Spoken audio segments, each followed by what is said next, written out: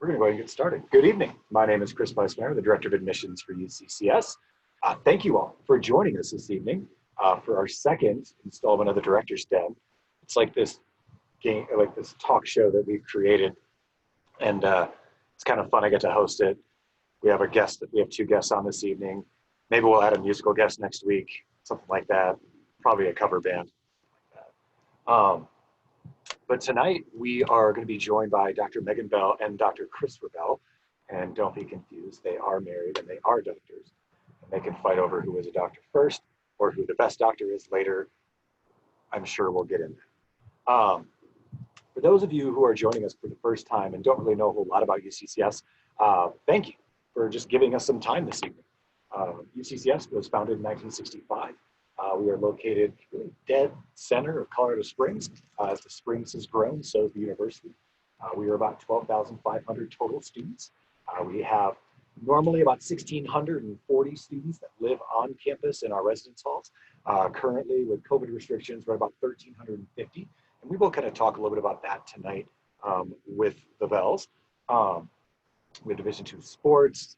We have a very 12,000 sounds huge, but when you're on campus and walking around and really feeling the atmosphere, it gets small pretty quick. And I hope that is something that you really take away from this conversation tonight, is that it's a big place in many ways, but it gets really small, really fast for students, for staff, for faculty.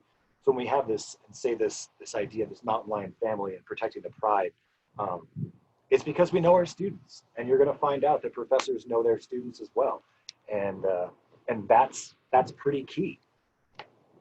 My folks in the back end are telling me to speak louder, so I'm going to just try and move closer, and hopefully that will help.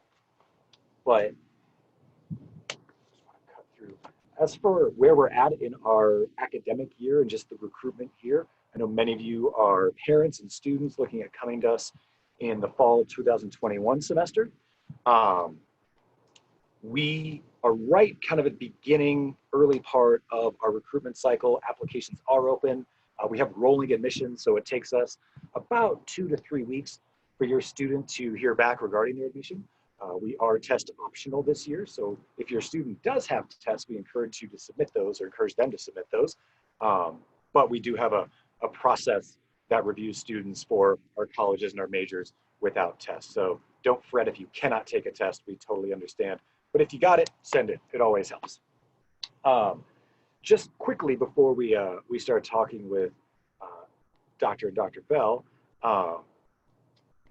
we have a couple other things coming up here soon as we kind of get closer to December. One, December 1st is when the scholarship application opens up for admitted students. So if students that are on this or parents of students that have applied haven't heard back from us yet on admission, please let us know. But December 1st is when the scholarship application opens up for admitted students. And then December 1st is also when the housing application opens up. And admitted students have access to that as well. And this is all done through their MyUCCS portal. In 1 month from now, on December 19th, we will be joined by our Executive Director of Financial Aid, Student Employment and Scholarships, Javita Rogers, and our Director of Residence Life and Housing, Ralph Giese, just to talk about what it's like in their worlds right now, what it's like for students in those worlds, tips, helpful advice for you, for students, for parents, as you go through that process. So that's in 1 month on December 19th. Like I said, maybe by then we'll have a musical guest. So join us for that one. Without further ado, it is an absolute pleasure to be joined by Dr. Megan Bell and Dr. Chris Bell, two people who have been with campus for quite some time. I myself have been with campus for over 15 years, and I believe these two are probably somewhere at 9, 10, maybe 11. If you guys want to unmute yourselves. It's 11. It's 11? Yeah. I'll let the audience decide which one is Megan and which one is Chris, but you'll figure that out as we go through. First, Megan, why don't you introduce yourself, your role, and everything like that? Sure. Good evening, everyone. I'm Megan Bell. I currently work mostly as an administrator on campus. I work in the Division of Student Affairs, and what our group of departments does is support your students outside of the classroom. So we provide services and programming and activities and just general support to students to help them progress from the time they set foot on campus until graduation. So right now I work with a lot of different areas. I work with academic advising. Those are the folks that help students stay on track with their classes. I work with the Career Center, our Multicultural Center, the Office of First Year Experience and Parent Programs. So we have a whole group that works on that transition to college for brand new students, and with and then a staff member who is your liaison once your student enrolls to help you with anything you need. And I work with the Office of International Affairs for our international students. The other thing that I do on campus is I do have a faculty appointment. So I do teach about one class a semester, mostly in the College of Education, which I love doing. And I'm so glad that I get to do that in addition to being an administrator. Like other Chris said, we've been here going on our 11th year. We love it here. We have worked at a number of different universities, and when we came down to UCCS, did not think we would be here this long, but really what has kept us here and a part of the Mountain Lion family are really the people, our faculty and staff community. They all care about students so much, and they work so hard, and will go above and beyond to support our students. And I just also really love our students here. They work really hard. They care about their education. You know, I just feel every day like it's such an honor to get to interact with our up and coming future leaders, both in the classroom and outside of the classroom. So that's a little bit about what I do on campus. I will refer to him, as I always do, as Other Chris B. The Chris B. Thanks, Other Chris B. Introduce yourself. Hi, I am the Other Chris B. I'm Dr. Christopher Bell. I am a tenured associate professor in the Department of Communication, no S. We do not have a communications department, and no one majors in communications here. I am in the Department of Communication here. I teach in the Media Studies program. So my specialty area as a researcher is the sort of intersection between gender studies and children's culture. I spend most of my time studying material children's culture, so things like toys, costumes, games, that kind of stuff. I do a lot of work around representation theory, how we represent different groups of people in different forms of media. And my research is really focused on the production of media. I do a lot of consultation in the industry. I've worked on films for Pixar Animation Studios. I've worked on some stuff for Blue Sky Animation Studios, for Aiello Games, who's a board game producer. I'm currently doing a whole bunch of consulting for Skydance Animation. So my research is very functional by nature. I do have a lot of publications out there, but I don't really publish my research. I take my research to the producers of culture, and in return, I bring those producers of culture to my students. So students in the Media Studies program have gotten to talk to people at Pixar, have gotten to accompany me to things at Pixar. I brought some people in on some of my current productions for Skydance in to talk to my students as well. So I really do try to use my industry connections for the benefit of my students as well. And yeah, that's who I am, and that's what I do. So Megan, how many? You can actually get a PhD in TV, video games, and comic books. It's a thing. It's a thing. And then people will pay you to come and talk about those things. to them, to the Yeah. people who make TV It's- and cartoons and comic books. Yeah. Yeah. So probably he has the better PhD, if I'm being honest. But Megan, how many toys does he own? Yeah, we're in our upstairs office, but we should have gone to his office downstairs, and I wouldn't even be able to count how many action figures. They're not toys, Chris. They're Collectibles. Collectibles. I apologize. I don't want to. If anything happens to this guy, my daughter and I are pretty set based on just his collectibles downstairs in our house. Fair. So, folks, as you can see, there's a wide range of topics that you can ask questions on this evening. And if you want to just open up that Q&A, we will happily take questions through all of this because that's the fun part is like, you get to sit on Zoom or on webinars for life, but we want you to ask us questions. We want to find out what you want to know about UCCS. Right now, you've got, you know, a full-time real life professor and a full-time high-end administrator right here that can talk to you or answer questions about a variety of things. So I'd encourage you to use that Q&A.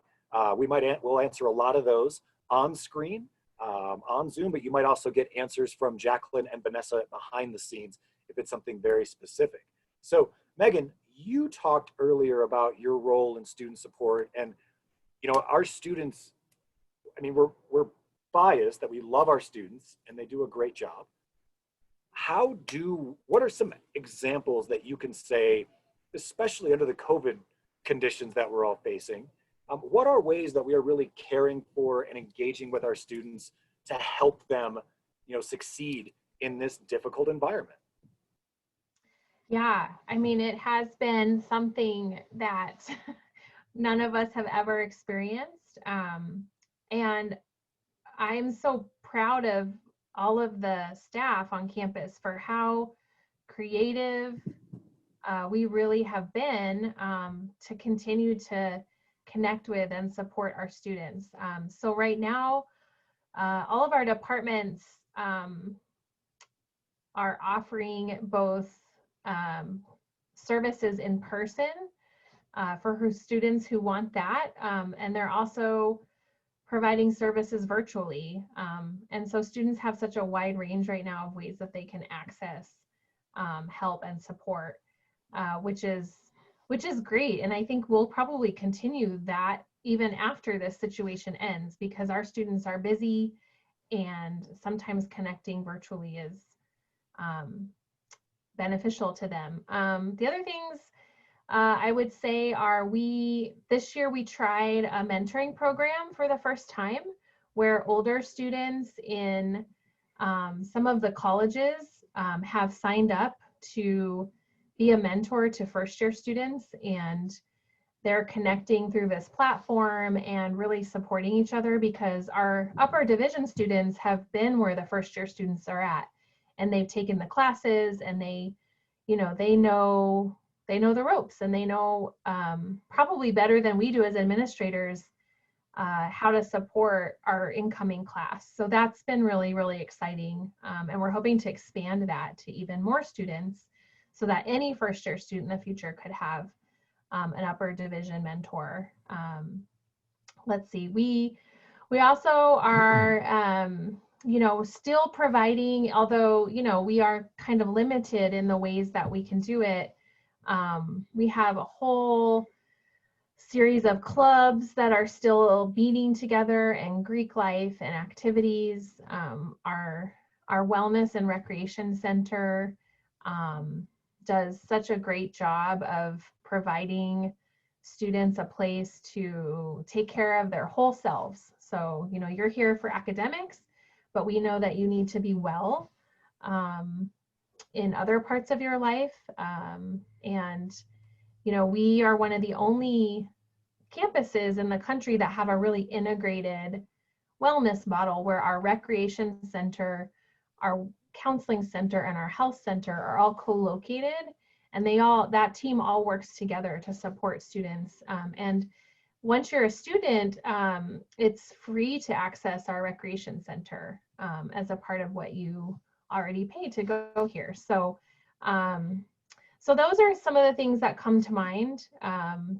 Yeah, oh, and then the last thing I'll say is we have, a lot of campuses don't have this, but we have tutoring centers on campus that are completely free for any student to access. So there are 5 of them. And actually, when we first came here, this Dr. Bell oversaw the communication center.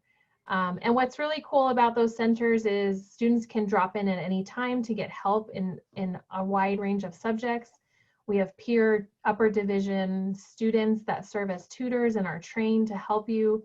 They have study sessions for certain classes, particularly those that are really challenging, like chemistry and anatomy, math classes.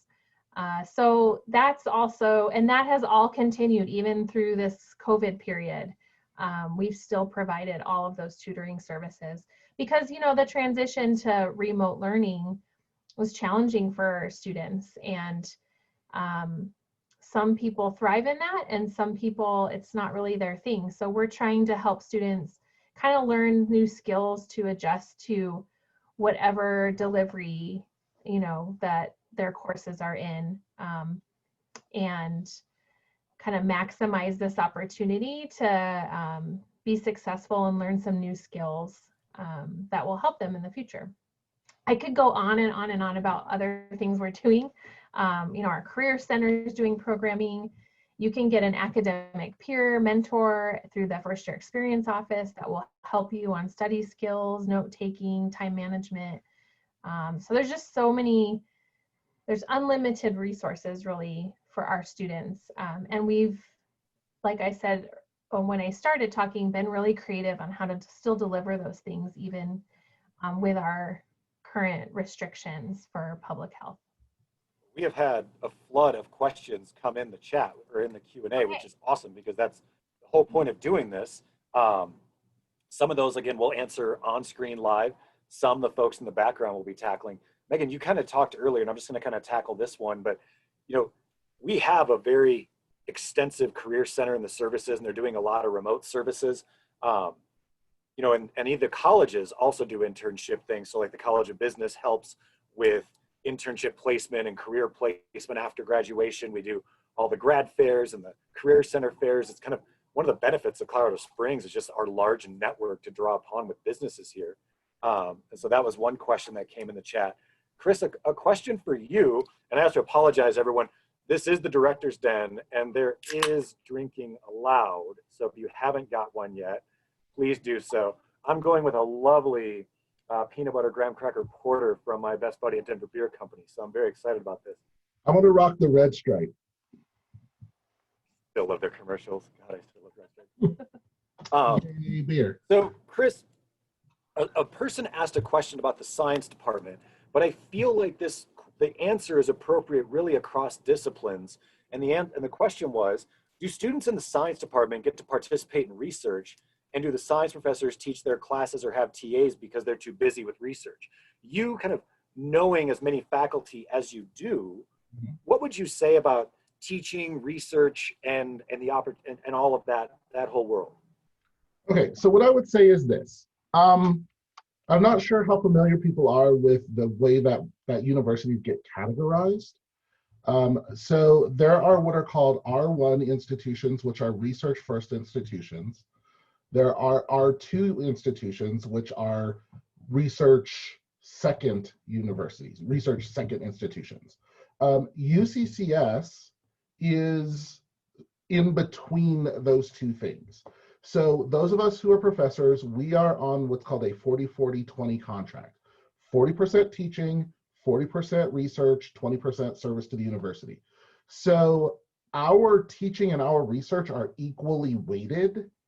And the reason I tell you that is because if you were at some big 40,000 student institution where research is first, you would have classes taught by doctoral students or master's students, and that would be the majority of your education, particularly in the first and second year.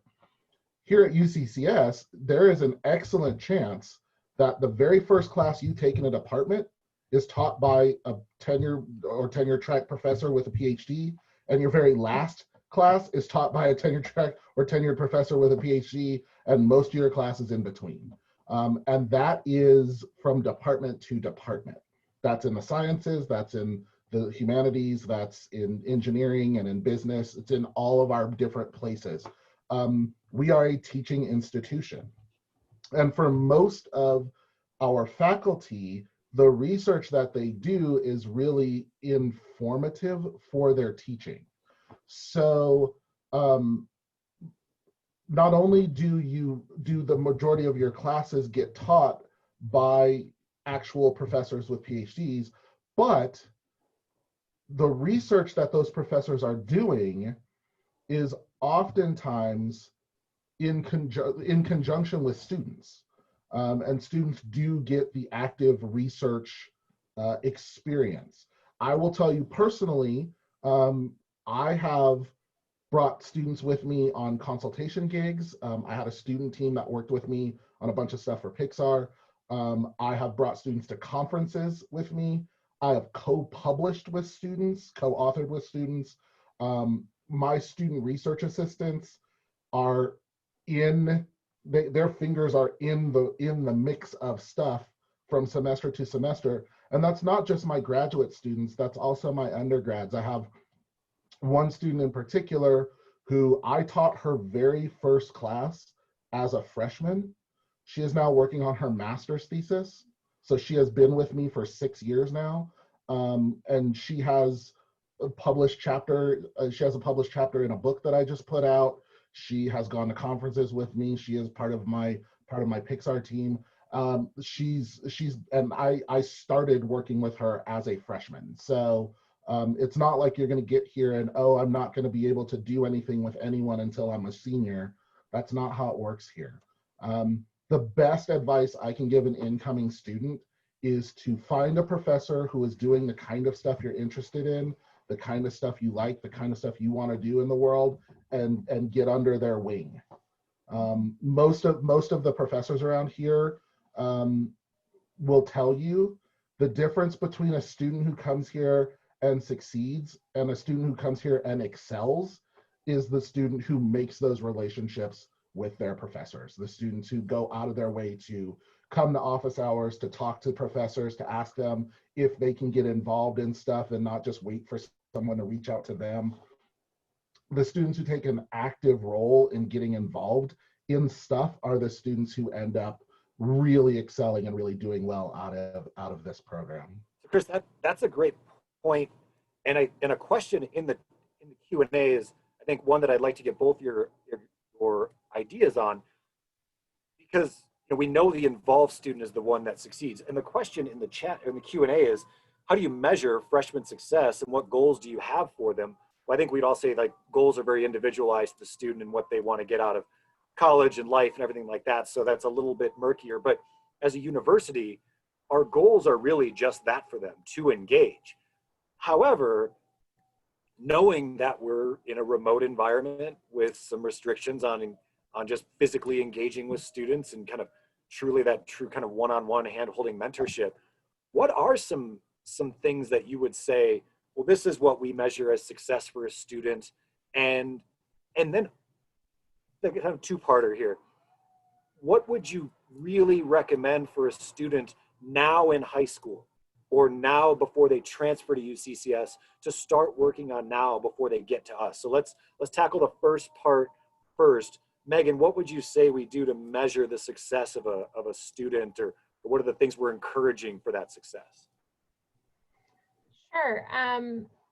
Well, I think, it is a big transition from high school into college. So, we want our students to be here. We want them to do well in their courses. But, I think of that first year as really learning how to college, how to work more independently, how to manage your time, and just get adjusted to the pace of the college environment.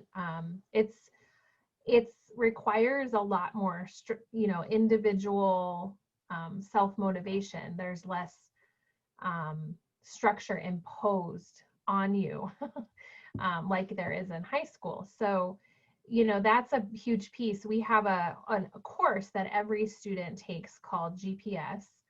And it's really a course designed to help students in a small group of 15 to 30 adjust to college and have a really close connection to instructor.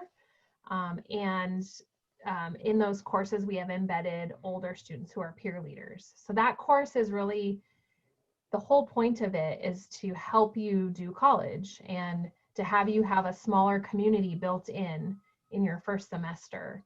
And we have you come a little bit early before the official first day of class and spend 2 whole days together. And that happened even this year with COVID.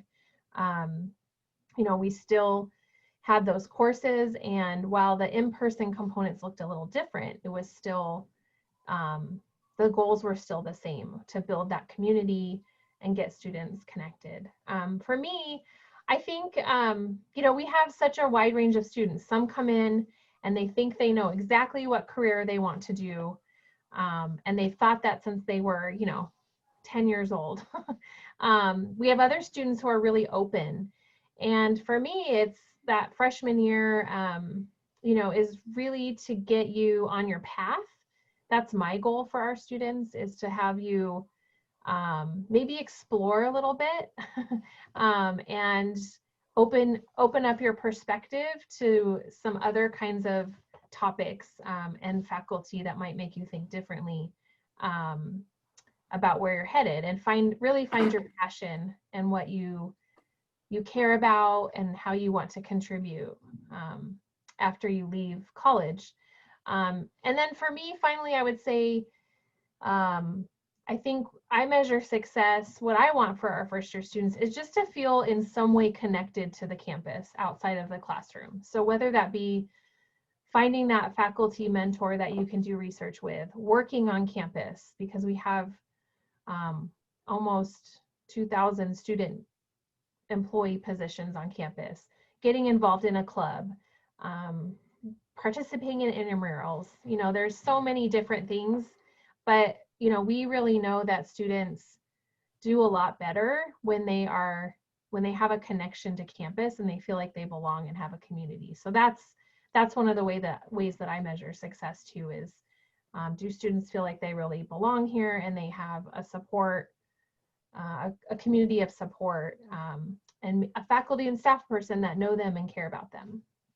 So there's a really great question in the Q&A that I want to tag team with that last thing you said. Chris, prepare for me to ask you, how do students succeed in the classroom, especially in a remote learning environment, from what you've seen, like any tips, tricks? So Megan, we've really pushed to students that you find that group, you find that crew, you find that community. And I think I've always loved this question, because I think our campus really does care about this, but how is the campus towards the LGBTQ community? And then from that, just maybe our diverse, you know, inclusion and how we really care about recognizing that for an individual student. Yeah, that's a really good question. So right now, we do have, as a part underneath the umbrella of our multicultural center, we have an LGBT resource center. And the whole purpose of that program is to get that community connected and have resources and kind of find their place, and work to make our campus more and more inclusive. Over the last 10 years, I've seen a great deal of progress on, you know, how we think about inclusiveness for the LGBT population and our students. It's really been great. We have a lot of active clubs. I think 4 or 5 active clubs related to that community, which is, you know, they provide a lot of support for each other, but they also do a lot of programming for campus. And we have a lot of connections in the community too, in Colorado Springs, for that community that we partner with quite a bit. One more exciting thing is that we're actually expanding the physical space of that center. We're working on it right now, and by the spring, we're about doubling the size, which is in our student union of that space where that center is located. So that shows you that there's been a lot of interest on the part of the students, and there's been a lot of investment on the part of the campus, because we're expanding that space. And then Megan, I would. there's like a campus pride index that campuses get rated on, and we've scored very, very high over the last few years in terms of our support for that group, that population.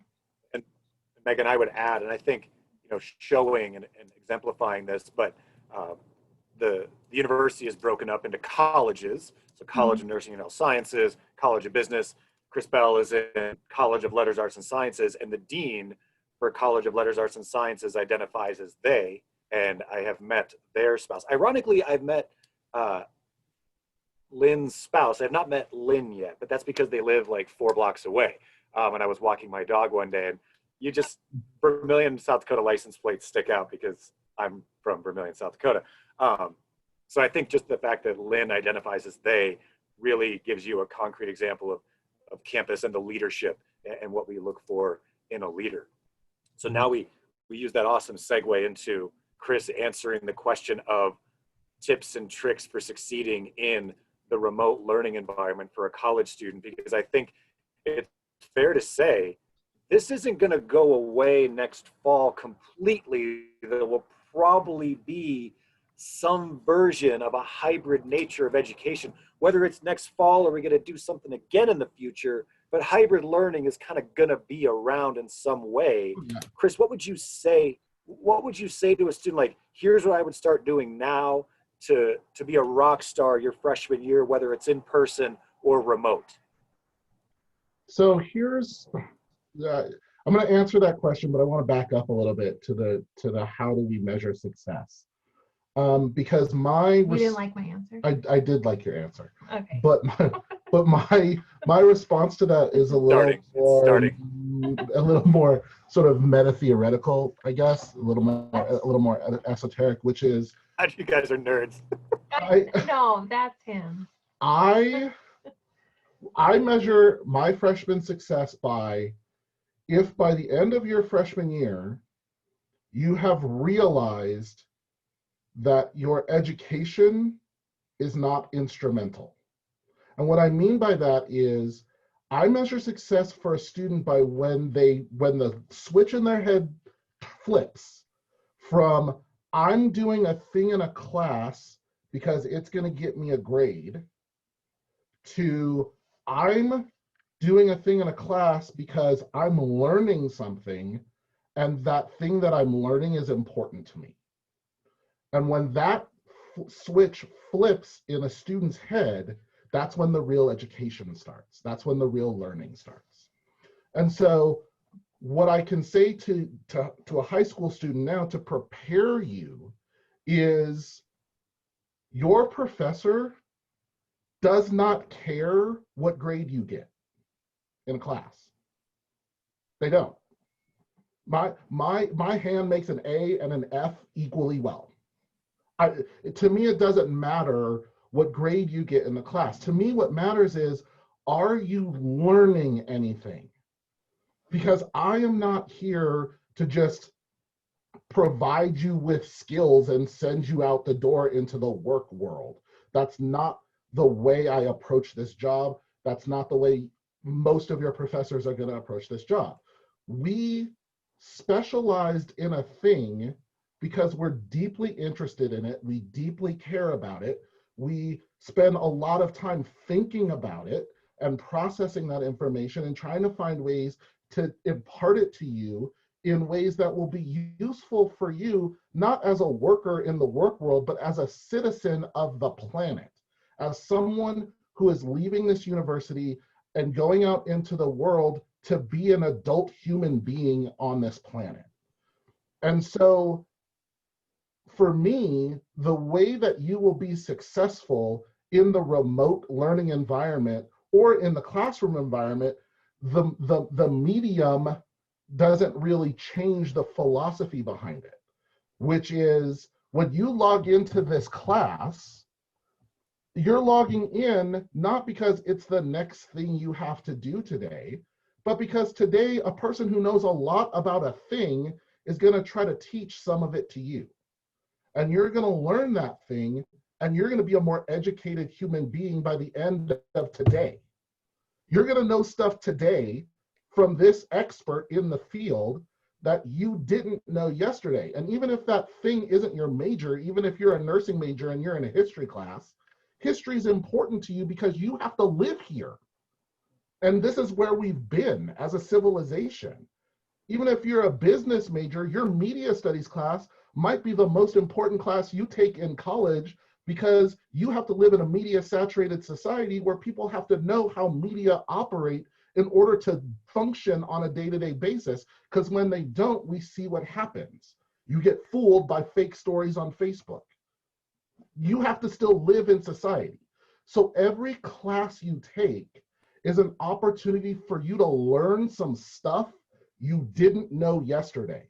And until you can flip that switch in your head and stop caring about the grade and start caring about what you're learning, I would not see you as a successful student. That's the moment at which I go, now you're successful. Now you're moving forward because you're actually here to learn something.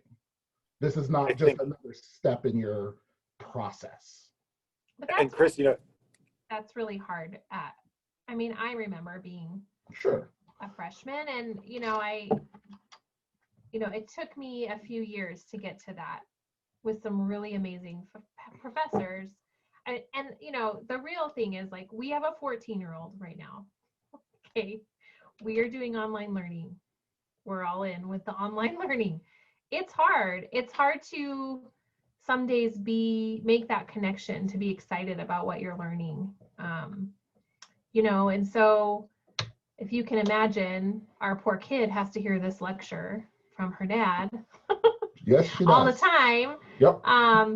But it's continually trying to, like, build smaller habits in her so that when she gets to college and kind of has to do it more independently, she knows how, so that she can kind of get to that bigger picture of learning, not just to get the grade or to get to the next thing, but to get her to where she wants to be.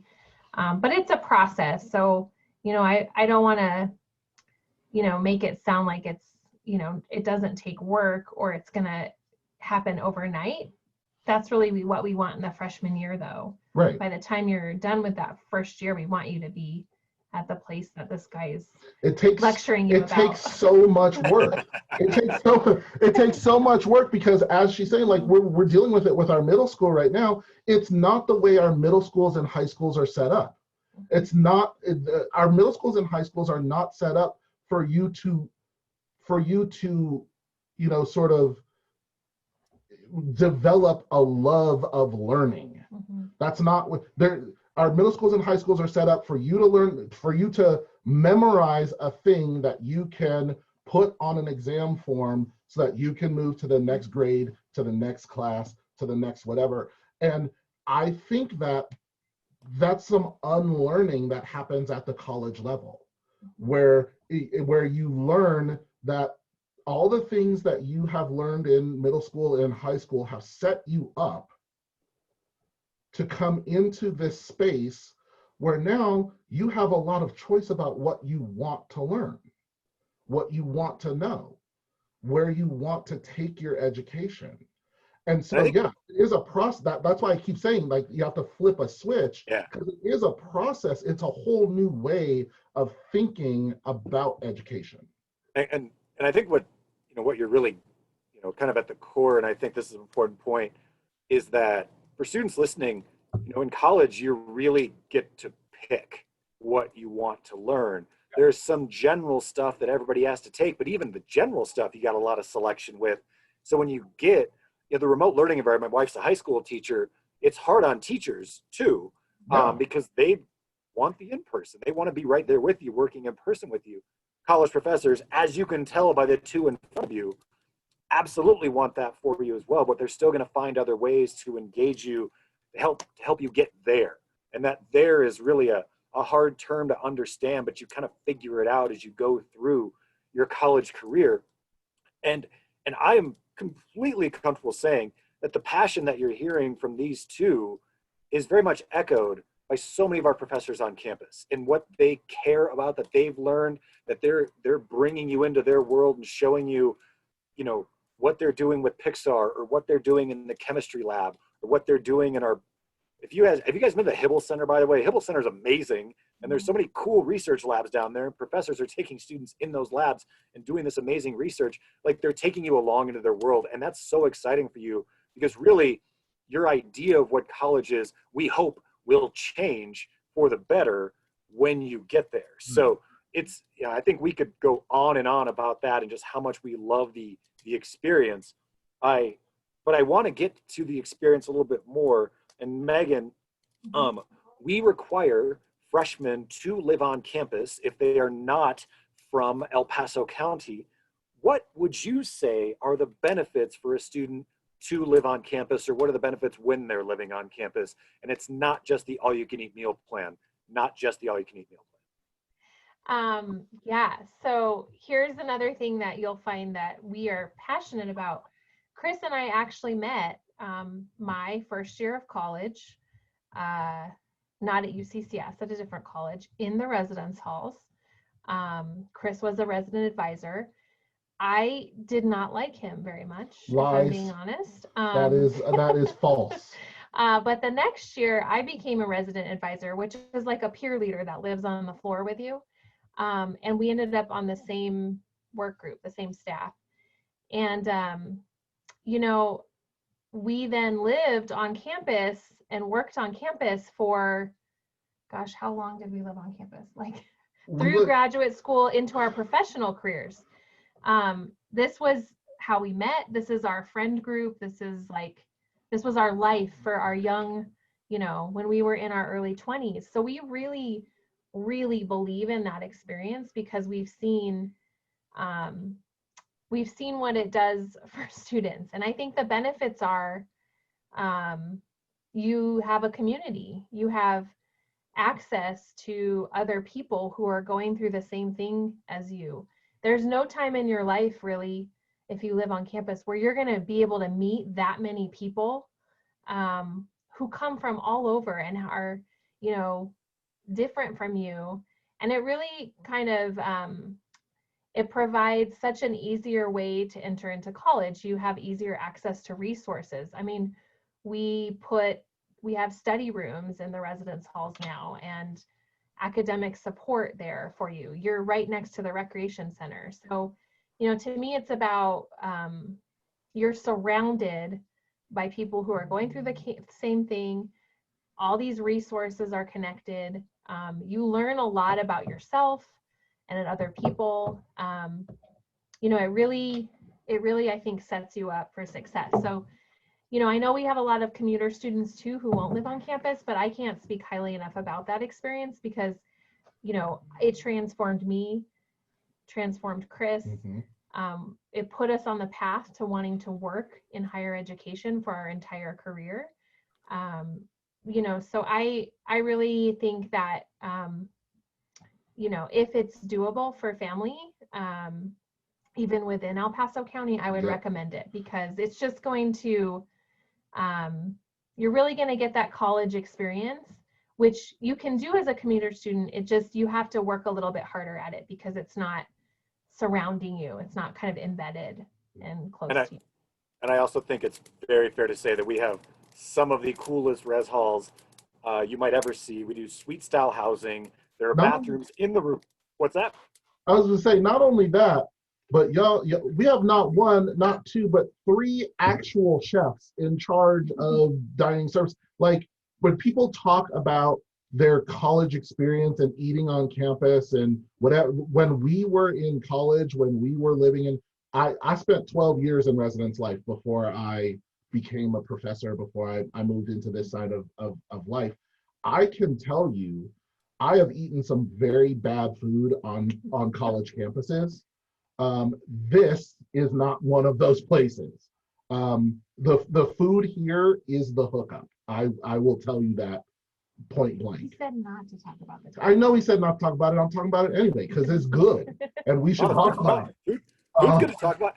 I want to hit home though, and Megan, if you want to expound on this, or we have some other questions too we can get to, but the reason that we can have so many students living on our campus is because our suite style residence halls have bathrooms in them. So you're not sharing a bathroom with 40 or 50 people, you're sharing a bathroom with 3, and then plus you is 4. So that actually helps us in our healthy environment for students to live and operate in.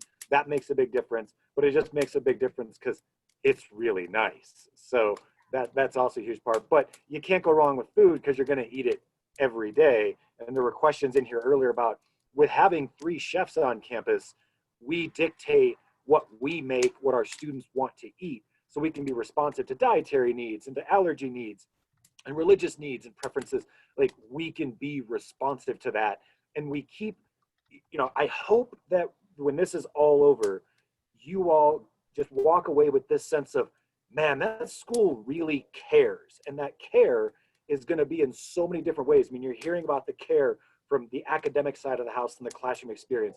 You're hearing it from the admin experience and what we try and put in for engagement and support in our students. We care about what you eat. We care that it's healthy. We care that you have a safe environment to operate in. We care, we care, we care, we care. And I took like notes and things I wanted to talk about with you all tonight. It was like, I wanted to nail that, like, how do we show that we care? Because I think we could just answer the question, well, yeah, we care about our students. But I think you're hearing and understanding why we care, and you're hearing the passion behind our words and kind of why we give a damn. I think that's what I hope you take away from all of this tonight. Megan, I think you were going to answer something before I interrupted you. So did you have something you want to add to?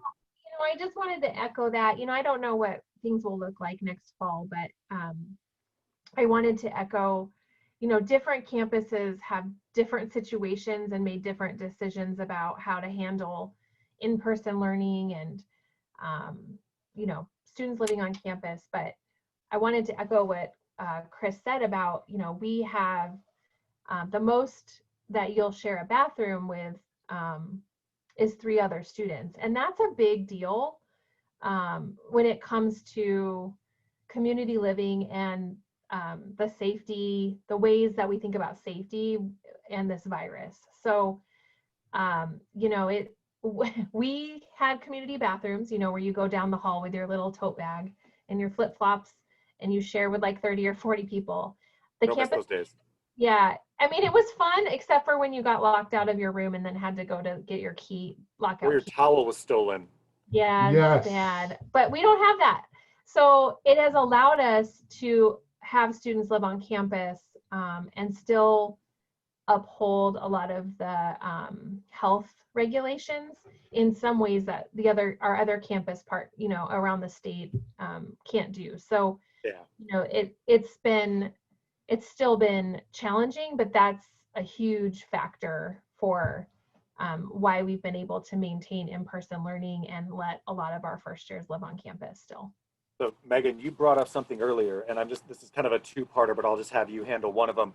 And part of the question is, clubs and organizations. We have 180 to 200 different clubs and organizations each and every year. Religious, political, special interest, diverse culture clubs, hobby clubs, a little bit of everything. So we do have religious clubs, and I think we still have the Chinese buffet eating club. I think that's still riding strong, and climbing clubs and outdoor clubs and recreation clubs and all of that. You mentioned earlier about the mentor club or just a mentor's process.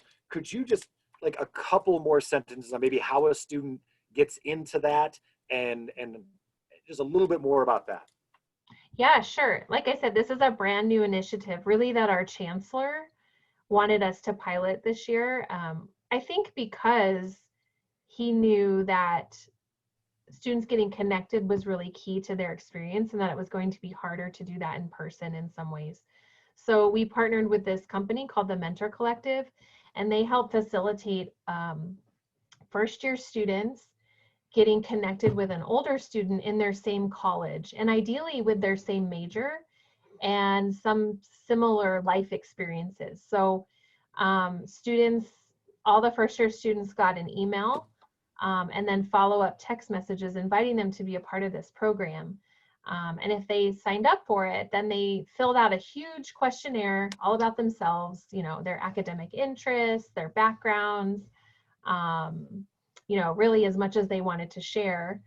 And then they were paired up with older students who signed up and filled out that same survey, and then they were matched up. And the older students are supposed to connect with their first year students a couple times a month to check in, to ask how academics are going, to ask, you know, what other challenges students might be facing and help them get plugged into different resources on campus. So it just has really, I think, provided,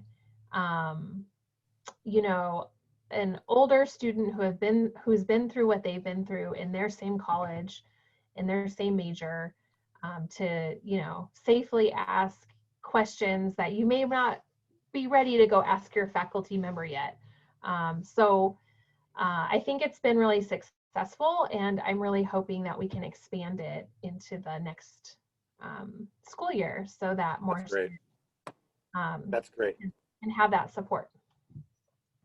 And again, folks, please keep putting questions in the Q&A.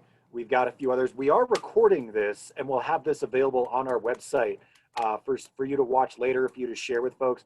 Someone said they wish their son or daughter were on this with us. You can watch this again, and if you want, we can record Chris Bell doing that whole passionate speech again, so you can just give that to him for graduation. A lot of hand waving, and he's like shaking my chair over But here. here's the fun part about that. You shush. Here's the fun part about that. When you do decide to come here, you will come to orientation, and when you come to orientation, I give the faculty lecture at orientation, wherein I will happily yell at you for 20 minutes about how much I care about your college education. So you feel free to come on down, and I will do that for you. Mm-hmm. Megan, someone has asked, Amanda has asked, what services do you have for students with IEPs or 504 plans? Would you mind kind of elaborating on those support services as well? So we have a whole department called Disability Services that helps students who need accommodations in their courses for a variety of reasons, physical or learning or emotional disabilities. So when students come that need accommodations in their classes, there isn't really an IEP in the same way that there is in K through 12. But you work with that office. They'll kind of go through a verification and a process about asking about your needs, and then provide documentation for you to provide to your faculty member if you want to do that, so that your faculty are aware of the kinds of accommodations you need, whether that be extra time taking a test, or you know, for students who are hard of hearing or have visual disabilities. You know, we have technology related to that and specialized computer labs. So really, the most important thing to remember is just to get connected with Disability Services. Our director, Ida, is really fantastic, and her staff is so knowledgeable, and they will walk you through that whole process and make sure that you have the accommodations that you need for your classes. We're checking here. All right, coming in. I'm gonna answer a couple of these. Megan or Chris, if you want to think, and I'll point to you when we're ready. Any specific resources or clubs for African American students? Are students who have an associate's degree or other college level courses considered for freshman or transfer scholarships? For a student in high school, they are considered for freshman scholarships. We still consider them a freshman because they're graduating from high school. Academically and on degree plan, they might be higher than a freshman, but for admission and scholarship purposes, we consider them freshmen, which is really to their benefit. How will IEPs 504s affect admission decisions for specific programs? Nicole, that's really dependent upon, really, it doesn't, I would say. Like, we don't factor that into our admission decision. We look at the student as a whole, and so we'd have a really holistic approach. It's good to know in case there's some core courses that that maybe like aren't stacking up for what that major requires, but that's where a student can submit an essay if they want and submit all that documentation. And we can take all that into account when we do our admissions review, or the fact that we have professors as a part of that admissions review take that into account. So that should not hold up a student from becoming like an engineering major or a nursing major. We definitely want to know that, because as you heard from Megan, we want to make sure that that student is in the right situation to be successful long term. Vanessa is asking me, where did my fire go? Fire's going on, bro. No, it's got a good roar to it. It's just not flaming up at my face like it was earlier. I am still here though. I can move this closer too, because before I thought I was gonna lose my eyebrows, but we're okay now. That's better. Yeah, I'm sure this is good. I just look like an apparition right now. We got a lot of good questions coming in here. Marion asked about the WUI application. Marion, if you're from a WUI state and when we admit the student, as long as they're not a nursing student, WUI is automatically applied. So there's no separate application needed for WUI. Rick asked, do you have in-person tours of the campus? We are doing in-person tours of the campus in small groups.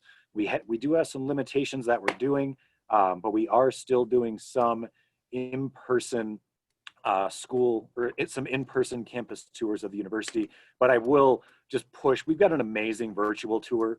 It's really fun. We've got a lot of content in there, a lot of videos, some fantastic pictures. If you've never been to Colorado Springs, you get a real strong sense of our setting with the Pikes Peak backdrop and the mountains and the foothills and Garden of the Gods and everything. It's really great. Megan and Chris, here's a question from Anonymous.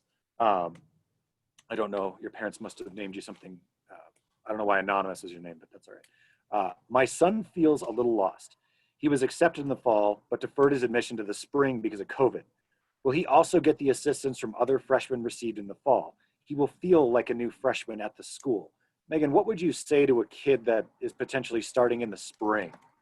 Sure. So couple of things. First of all, that course that I was talking about that all students have to take in the fall called GPS, we offer that in the spring too for students who are brand new. So that will be similar for your student who will have that transition course still will sign up for GPS. We still have a lot of a similar programming at the start of spring semester like we do in the fall semester. So the first week, there's usually a whole host of programs that our Office of Student Life puts on and Residence Life. I don't know if your students can live on campus, but so going to those will give your student, whether in person or virtual programming, some connection and feeling just like the students had in the fall. And then my last piece of advice, we also have a club and organization fair that happens in the spring, just like it happens in the fall, which introduces students to all the different student clubs that are available. So I would encourage students to look for that and go to that. And then my biggest piece of advice for any first year student, and I think particularly if you're going to start in the spring, is to try to work on campus, if at all possible, because we love our student employees. We have a lot of them, and there isn't really a better way to get connected in my mind to other students or you'll have a supervisor. And unlike working off campus, all of our departments understand that you're a student and you're balancing that, and they're going to work around your class schedule. But really, I think it's the easiest way to get connected quickly to campus and to kind of find your people. And we have so many different kinds of student jobs. You can work in the rec center. You can work in our child care center if you like kids. You can work at the library. You can work in IT if you are really good at computers. You can give people parking tickets. Yeah, you could do that. Although we don't have less people parking on campus right now, but really yeah. So yeah, that would be my biggest advice. I'm not sure if they'll have a spring job fair, but we have an online job board that students can access to look at all the open positions. And I know we'll have openings in the spring semester. And then from the academic side of things, I mean, honestly, a freshman is a freshman. So they're still going to be in freshman courses. They're still going to be taking classes with other freshmen. They're still going to be making those connections with other people who are basically in the same place they are. I'm a gamer, and I think of things in gaming terms. There's not that much difference between a level 1 character and a level 2 character. That's kind of where your student is at. There's a student who's had this much more experience than they have. That's it. Other than that, they are the exact same thing. So I wouldn't feel lost or worried about coming in second semester from an academic point of view, because other freshmen are still just figuring it out. So we do have like this whole, what is it, esports gaming thing? We do have an esports. So we have an esports team that I am the advisor for.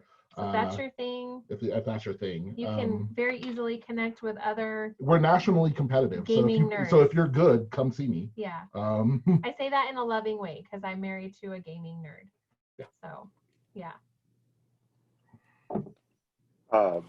Another question was asked: does our kid have to be on campus if we don't want them to be? I think that is just something that you just work with us on. We have a lot of students that chose not to live on campus for health, and we understand. I mean, we get it. I think, again, going back to that concept of we care. I mean, we care that your student comes to UCCS, and we care that they're successful when they're at UCCS. And if it's in their best interest-wise, health-wise, just personality-wise, things like that, that they live at home, that's fine. My advice to that kid that lives at home is just spend a lot of time on campus. Knock on Chris Bell's door and talk to them in person. Now, that's the thing that hasn't changed.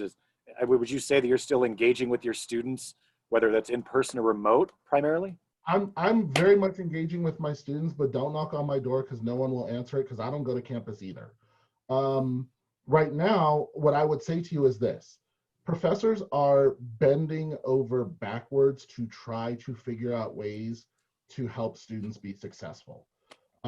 There is this idea, this notion that has been circulated largely by people who don't spend any time on college campuses, haven't been on a college campus in 20 years and don't know how college works right now, that are perpetuating this fallacy that online education is somehow inferior, that professors aren't putting the same kind of effort into it, that people are just sort of messing around and you're not getting a quality education.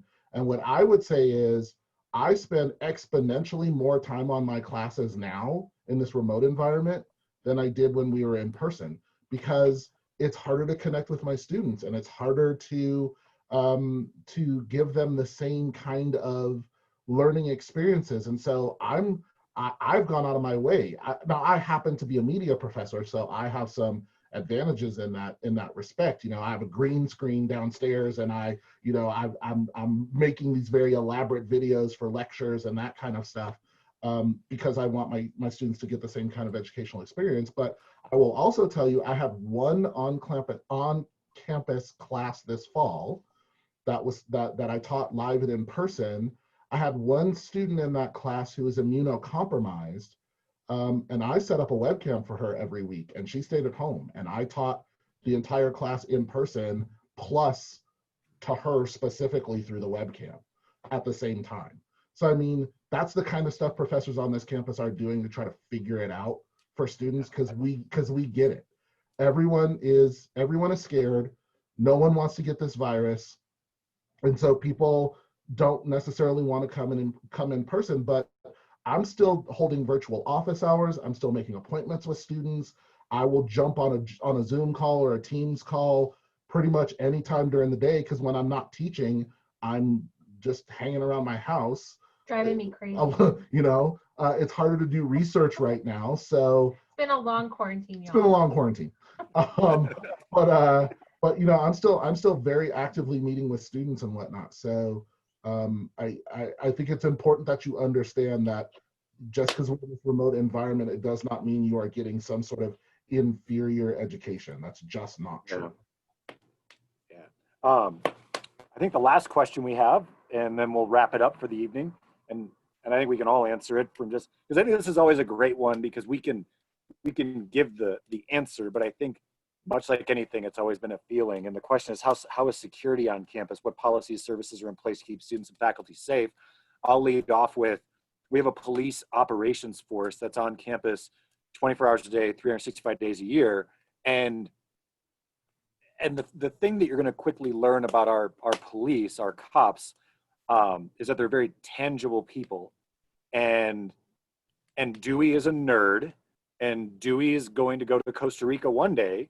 He's been talking about Costa Rica as long as I've been on campus, that some of our police officers have their master's degrees and teach on campus as well. But they are very visible, and they have a really good presence on campus. And we also have a very big advantage of Austin Bluffs Parkway, kind of deterring a lot of things from us. With our small campus community, as you can tell, the ones that stick out are the ones that are kind of there for a bad reason, and they get seen pretty fast. So we feel good about our safety on campus. Megan and Chris, any just quick final thoughts before we wrap this up for the evening? No, I think, this is a big decision. There's a lot going on in the world. We believe in education. We've, made this our career and our home here at UCCS. We've worked on other campuses, and we really believe in what we do here. Chris and I are both first generation, first in our families to have PhDs. So we believe in college, and I just can't think of a place where you're going to have faculty and staff that really would just, if you reach out for help, this campus, we're going to figure it out. We all know each other. We're all very connected across the departments, very connected even across faculty and staff. We are not the only, couple, UCCS couple. There are lots and lots of folks that have sort of decided to make this their professional home, but feel very connected with our family. And that's why we're still here, because we really believe in this place. So we wish you a lot of, we wish you well in figuring out the next step and getting through the rest of your senior year. And we're just here to help support you. Like Chris said, he'll be here at orientation. I teach freshman seminar most years, so, might have your student in that class in the fall. So that's all I can think of.